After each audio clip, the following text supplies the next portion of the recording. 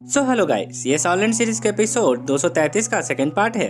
पहले पार्ट का लिंक आपको ऊपर आई बटन पे या नीचे डिस्क्रिप्शन बॉक्स में मिल जाएगा।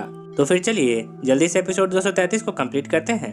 अब जैसे ही वीडियो शुरू होता है तो हमें जियालिंग पास का सीन दिखाया जाता है, जहाँ पर जियालिंग पास में भरा बाढ़ का पानी वापस से नदी में जाने लगता है और जियालिंग पास के मरे हुए सोल्जर्स उस लौटते पानी के साथ जियालिंग पास के दीवारों से नीचे गिर जाते हैं।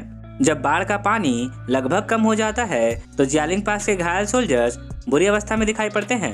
एनिमी सोल्जर्स को इतनी बुरी तरह से हारता देखकर तियानदाओ आर्मी और थैंक्स आर्मी इस जीत को सेलिब्रेट करते हैं।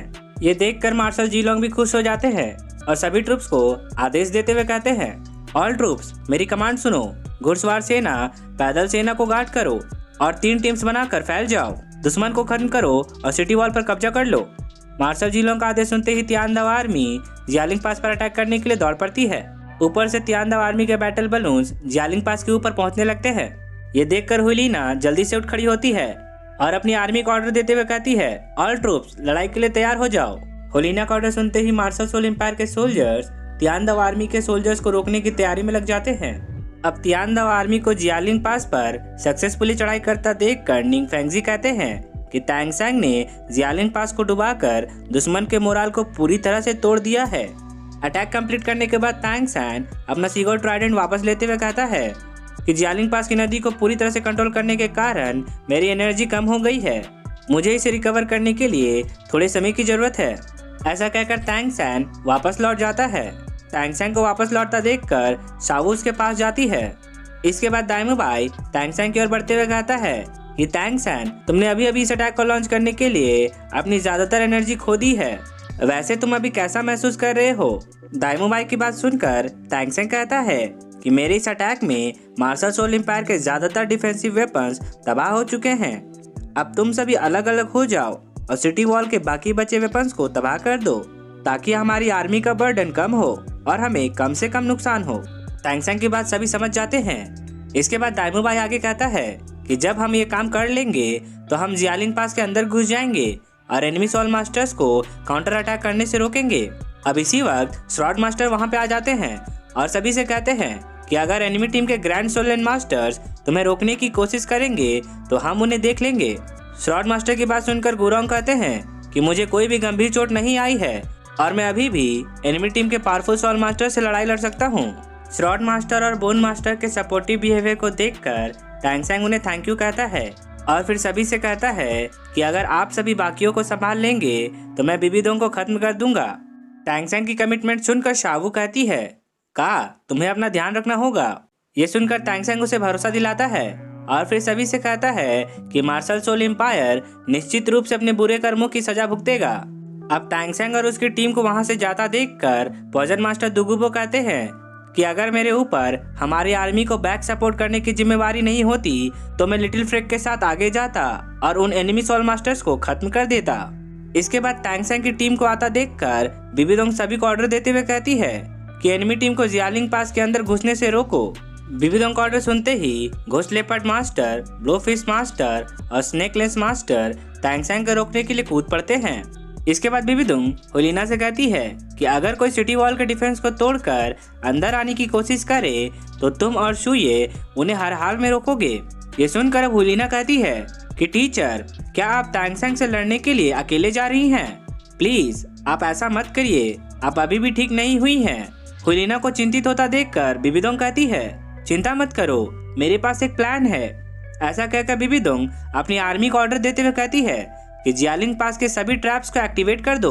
ध्यान रहे अंदर घुसकर हमला करने वाला कोई भी दुश्मन जिंदा वापस ना लौट पाए। बिबिदोंग का ऑर्डर सुनने के बाद हुलीना अपने भाई सुये के साथ एनिमी टीम को रोकने के लिए वहां से निकल जाती है। इसके बाद जियालिंग पास के सभी डिफेंसिव इक्विपमेंट्स को दोबारा से एक्टिवेट कर दिया जाता है। एक्टिवेट होते ही सभी बलिस्टा क्रॉसबोस दोबारा से अटैक करने के लिए रेडी हो जाते हैं। अब जियालिंग पास के अंदर तैनात बाकी सोल्जर्स सिटी वॉल के ऊपर आ जाते हैं और फिर अपनी अपनी पोजीशन लेने लगते हैं। बम बरसाने वाले वेपन्स को भी जल्दी जल्दी रेडी कर लिया जाता है। अब जैसे ही तियानदाओ आर्मी सीज मशीन की मदद से सिटी वॉल के अंदर आती है, वैसे ही मार्शल सोल एम्पायर के सोल्जर्स उन पर तीर बरसाने लगते हैं। पर क्योंकि तियानदाओ आर्मी का मोराल पहले से ही बहुत हाई था, इसलिए वे बहुत ही फुर्ती से मार्शल सोल एम्पायर के सोल्जर्स के ऊपर टूट पड़ते हैं। हवाई बलून भी सिटी वॉल के ऊपर पहुंच जाती है और उसमें से बहुत सारे सोल्जर्स सिटी वॉल के ऊपर कब्जा करने के लिए कूद पड़ते हैं।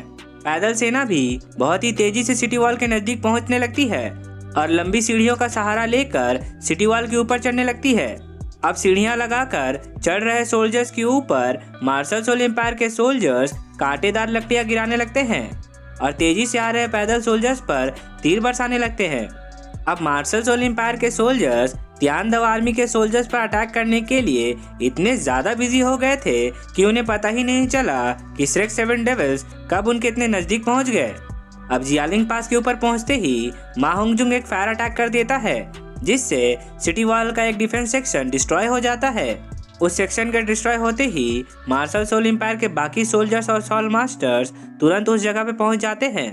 ये देखकर पांचों श्रेक डेविल्स उन पर अटैक कर देते हैं और पीछे से निंग रोंग रोंग उनकी स्पीड और अटैकिंग पावर को बूस्ट कर देती है। मा होंगजुंग, शाओ और ऑस्कर अपने मार्शल आर्ट्स का यूज करते हैं। अब मार्शल सोल एम्पायर के सोल्जर्स और सोल मास्टर्स को पीट पीट कर अधमरा कर देते हैं।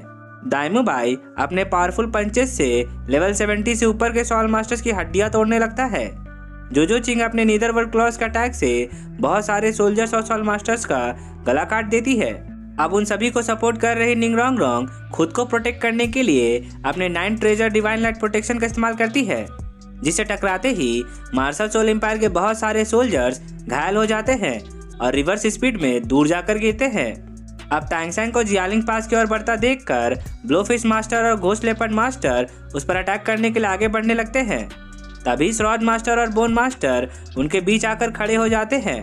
ये देखकर ब्लोफिश मास्टर और घोस्ट लेपर्ड मास्टर रुक जाते हैं। इसके बाद टैंगसेंग ब्लोफिश मास्टर और घोस्ट लेपर्ड मास्टर से निपटने की जिम्मेदारी श्रॉड मास्टर और बोन मास्टर के ऊपर छोड़ देता है और वहां से आगे निकल जाता है। श्रॉड मास्टर को देखकर घोस्ट लेपर्ड मास्टर गुस्सा होते हुए कहते हैं कि श्रॉड मास्टर, आपने फिर से मेरा रास्ता रोका है। अब इसका रिप्लाई देते हुए श्रॉड मास्टर कहते हैं कि घोस्ट लेपर्ड मास्टर, तुम चाहे कितना भी तेज दौड़ लो पर मेरे 7 क्लच श्रॉड से बच नहीं पाओगे। इसके बाद बोन मास्टर ब्लोफिश मास्टर से कहते हैं कि आज पॉइजन मास्टर आपसे लड़ नहीं सकते हैं, इसलिए आपको मुझसे फाइट करनी पड़ेगी। ऐसा कहकर बोन मास्टर ब्लोफिश मास्टर से फाइट करने लगते हैं और श्रॉड मास्टर घोस्ट लेपर्ड मास्टर से फाइट करने लगते हैं। इसके बाद टैंगसेंग बिबिदोंग की ओर बढ़ते हुए कहता है कि मुझे अपने पेरेंट्स पर हुए अत्याचार का बदला लेना है और बुरे लोगों को खत्म करके दाल्वो कॉन्टिनेंट में शांति स्थापित करना है। ऐसा कहकर टैंगसेंग बिबिदोंग के सामने पहुंच जाता है और फिर बिबिदोंग को चुनौती देते हुए कहता है कि बिबिदोंग, आज मैं तुम्हें खत्म कर दूंगा। तुमने बहुत से निर्दोष लोगों को तकलीफ पहुंचाई है और तुम्हारी वजह से बहुतों को अपनी जान गंवानी पड़ी है। टैंगसेंग इतना कहते ही एपिसोड 233 यहीं पे कंप्लीट होता है।